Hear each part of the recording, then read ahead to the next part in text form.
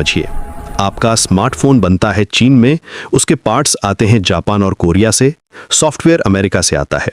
अगर इन देशों के बीच ट्रेड वॉर छिड़ जाए तो आपका फोन न सिर्फ महंगा होगा बल्कि मिलना भी मुश्किल हो जाएगा। ऑयल और गैस की प्राइसेस भी अनस्टेबल हो जाती हैं जब जियोपॉलिटिकल टेंशन बढ़ते हैं। सबसे ज्यादा नुकसान होता है डेवलपिंग कंट्रीज का। गरीब देशों के पास रिसोर्सेज कम होते हैं और जब ग्लोबल इकोनॉमी में टर्बुलेंस आता है तो वो सबसे पहले प्रभावित होते हैं। जॉब्स चली जाती हैं, इन्वेस्टमेंट रुक जाता है और लोगों की परचेजिंग पावर घट जाती है। दुनिया अब पावर ब्लॉक्स में बंट रही है। एक तरफ वेस्टर्न अलायंस, दूसरी तरफ ईस्टर्न पावर्स। बीच में फंसे हैं छोटे देश जो डिसाइड नहीं कर पा रहे कि किस साइड जाना है।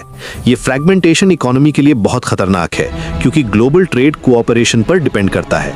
अब सवाल ये है कि क्या कोई सोल्यूशन है? World economic forum in Davos में दुनिया के लीडर्स मिल रहे हैं।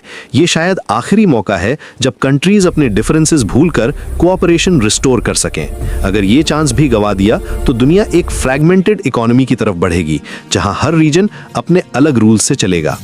IMF की वार्निंग बिल्कुल साफ है, अगर कॉन्फ्लिक्ट्स बढ़ते रहे तो इन्फ्लेशन और भी ज्यादा बढ़ेगी, जॉब्स पर प्रेशर आएगा, इन्वेस्टमेंट में कमी होगी और सबसे बुरा हाल होगा डेवलपिंग नेशंस का जो ऑलरेडी इकोनॉमिक चैलेंजेस फेस कर रहे हैं। लेकिन ये सिर्फ देशों की लड़ाई नहीं, आपकी जेब की लड़ाई है। जब ग्लोबल इकोनॉमी हिलती है तो आपकी सैलरी, आपके इन्वेस्टमेंट्स, आपके बिजनेस सब कुछ प्रभावित होता है। शेयर मार्केट्स गिरते हैं, करेंसी वैल्यूज फ्लक्चुएट करती हैं और कॉमन मैन को सबसे ज्यादा परेशानी होती है।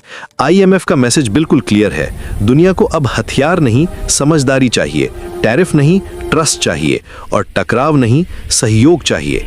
क्योंकि अगर जियोपॉलिटिक्स ने इकोनॉमी को हराया तो नुकसान पूरी दुनिया का होगा। आने वाले महीने क्रूशियल हैं।